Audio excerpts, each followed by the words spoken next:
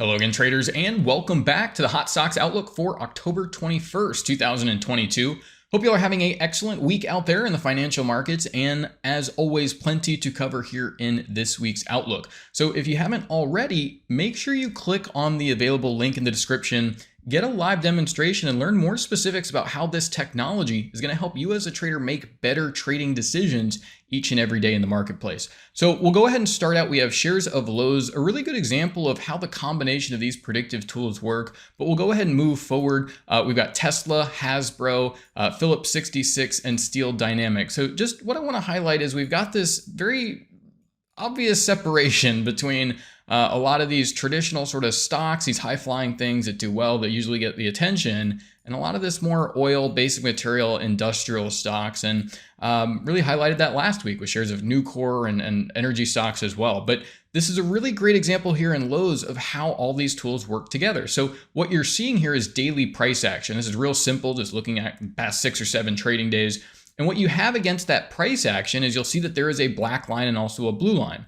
So the black line that you're seeing there, that's actually a simple moving average. So that's a very common technical indicator. And in this case, what it does is look back over the previous 10 close prices. So it'll add those all together and divide by 10. And that works to smooth out the existing price action. And it lets us as the traders know where market prices have been over a given period of time. But obviously, the savvy trader needs to be ahead of that next move in the marketplace. And so what we're able to do is actually compare that lagging moving average to this blue line, which is a proprietary predicted moving average. And for that number to get plotted and calculated and thrown up against the chart for the trader every evening, this is where the technology of artificial neural networks come into play. And they're performing what's called intermarket analysis. And so what that means is when trying to forecast for shares of Lowe's, and you can think of related stocks like Home Depot, right? Well, when they're making these forecasts, it's looking at markets that are known to drive and influence this target market. So that'll be things like different ETF groups. That'll be things like individual stocks, maybe like Home Depot or some other individual stocks within basic materials or capital goods. But there's a lot of these big macro relationships, which if you've been trading in the markets, well, it's quite obvious how dollar index is affecting your portfolio, or the crude oil market, or the value of interest rates and the bonds, or just other global currencies. And so what it's able to do is take all of this into account, the currencies, commodities, futures, ETFs, stocks, and it looks at how all of these markets are affecting the one target market that you're trading. And this technology, what it does is it then takes that information, that raw data, and uses it to generate very accurate price predictions. And it's those price predictions that are used to construct these indicators. So rather than having tools that are just going to look back at the past and get yanked around by the recent close price, what we have is a forward-looking predictive tool. So whenever we see that blue line crossing, in this case below the black line, it suggests average prices are going to start moving lower and the trader can act accordingly. Now, at the very bottom of the screen, you'll see you have this bar that goes from green to red and back to green. And this is another one of these predictive indicators, but tuned to solve a different problem for the trader. And this gets updated each and every trading day, but it's forecasting for the next 48 hours. So short-term strength or weakness in the market. And so you can see here as you get this blue line crossing below the black line, and what we can actually do is run these through IntelliScan. So we actually see right when those signals come through, right as they occur. And what we can understand is, all right, well, the overall trend is lower. We see the neural index says there's weakness over the next 48 hours. And what's helpful to understand is this indicator gets this right essentially 4 out of 5 times. It's a very high accuracy, well above 80+% in most instances. And so you're able to take that and work that into your overall strategy. So you see we have that blue line crossing below the black line. The neural index gets bullish, you see on 1017, and you get some higher highs over the next trading day.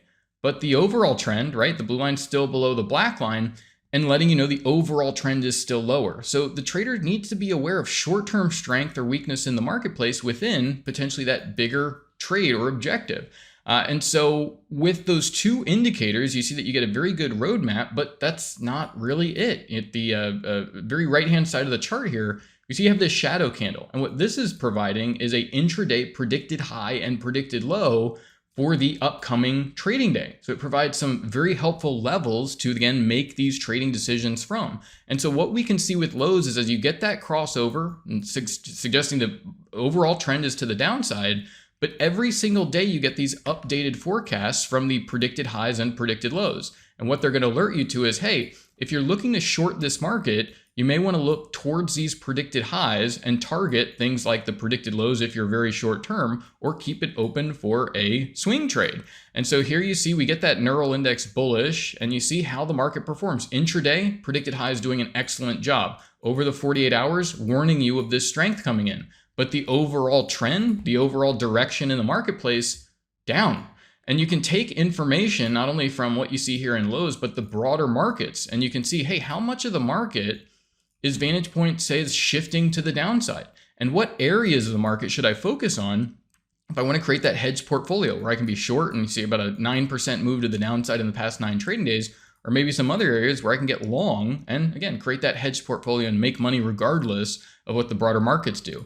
So we had a request about Tesla, and Tesla Motors, very popular stock, but very clearly you can see going all the way back to late September. There's a full month now in Tesla shares. It doesn't get much more straightforward than this. The blue line crossing below the black line, neural index bearish. Now you'll see you get these little blips where the neural index goes bullish, and just like lows, you get that 48 hours of subsequent, higher highs over the next couple of trading days. Same thing here. We go into this earnings announcements and the market runs sideways, and the software says, look for these higher highs over these subsequent 48-hour periods. But the overall trend is still very much to the downside. And this is where tools like even the neural index through earnings and through Fed announcements and interest rate decisions and all this still has that extremely high level of accuracy associated with its indicators. And so when you can take that and incorporate it into the markets that you're trading and create that portfolio where you have long over here, short over here, managing those positions, well, here you see about a 30.5% move over the past 21 trading days. Just a couple hundred shares, there's about $18,000 move, but very clearly you see that you're not getting a crossover to the upside, right? So you're going to see some volatility around these areas, but this is not an area where you want to be getting long the market. Now moving on to Hasbro. And again, you see a very similar sort of picture where, we had that shift after the summer, right? Apple had a huge rally for 2 months into the summer. We got that shift lower. And what we've had is markets for the past few weeks run sideways, but most of the market's still in these downtrends, right? So we saw some of these markets that we've even brought through running sideways for this past few weeks. And you see how markets have sort of fizzled out. Dollar weakened at 114, dollar ran sideways for a while. And that has effect on the markets that you're trading.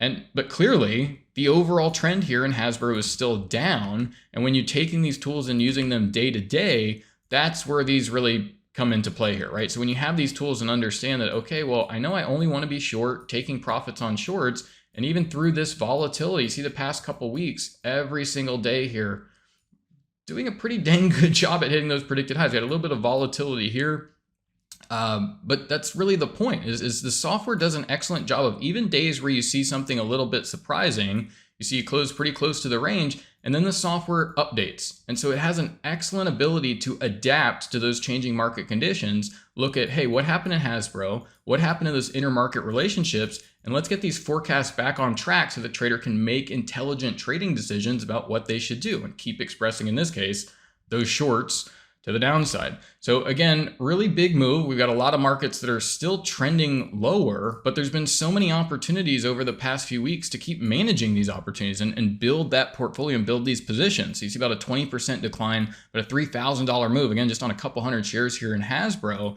And there's not too many areas where there's strength in the market. And this is why, for several weeks, we point out a few things as far as crossovers moving to the upside, but it's pretty, restricted to some narrow areas in the marketplace. So here we have Phillips 66. We looked at energy shares past couple of weeks, but the exact same thing. You see the complete opposite sort of forecast you have here. Blue line over the black line, neural index very bullish. We get this blip here where you see that 48 hours of weakness over the next 48, couple of trading days there. But then we can look at these predicted highs and lows as a roadmap that let you know every single day, hey, look for this range, hey, to dip a little bit lower, hey, to dip a little bit lower, hey, to dip a little bit lower. But the overall trend is still up. And you can use those levels, again, adapting as the market adapts. Because if you go ahead and put on a position back here to get involved in the trend, well, there may be some really great opportunities to manage that opportunity, right? And build a larger position and make more money as that expectation plays out. So again, here in Phillips 66, really nice move here, despite, $1.14 firming up again, and that's where you're seeing a lot of weakness in stocks as dollar starts getting strong again. But here in oil, in places that have been a lot more resilient, but a 22% rally in just 15 trading days. And again, very small share amounts here. There's not hugely priced stocks, but you don't need a huge amount of shares to make a considerable amount of money when you're getting these big sort of moves, and where you can understand where to hedge your portfolio and make sure that you've got exposure to things that are working on both sides of that bigger move in the marketplace on the S&P. Lastly here, Steel Dynamics. So we looked at a new core last week, and we've seen a lot of again, just not many places where you're seeing strong forecasts. So here in Steel Dynamics, blue line over black line. And again, it's not just about what's happening today, right? It's about, this is now 3-4 weeks old. And if you've been looking in these areas of the market, then you've had that roadmap that says, okay, well, look towards these predicted lows to accumulate a position. You want to be a buyer in these areas of the market and a potential seller in some of these other areas. But, intraday, you don't know if you're going to get that predicted high level or whatever, where you can set some intraday shorts. But clearly in Steel Dynamics here over the past week, it's highlighting these entries way down here at 78. And now you see recently the market really accelerating up into the 80s, but creating some bullish opportunities where the markets aren't performing all that well on a broad-based view here, right? So here's Steel Dynamics up 17% in just 14 trading days. And again, just a couple hundred shares moving about $2,500 there in pretty short order. So we'll go ahead and leave it. There's some really interesting, exciting things playing out, but you really need to know where to look. And this is where tools like Vantagepoint are very good at skewing into those areas where there's support and where those trends are playing out and where you can expect that expectation to continue, and areas where clearly we're having some real problems and we can wait, right? Just get out of the way and wait for things to improve, or short the market and make money on the downside. So once again, this has been the Hot Stocks Outlook for October 21st, 2022. Thank you all for watching. Best of luck and bye for now.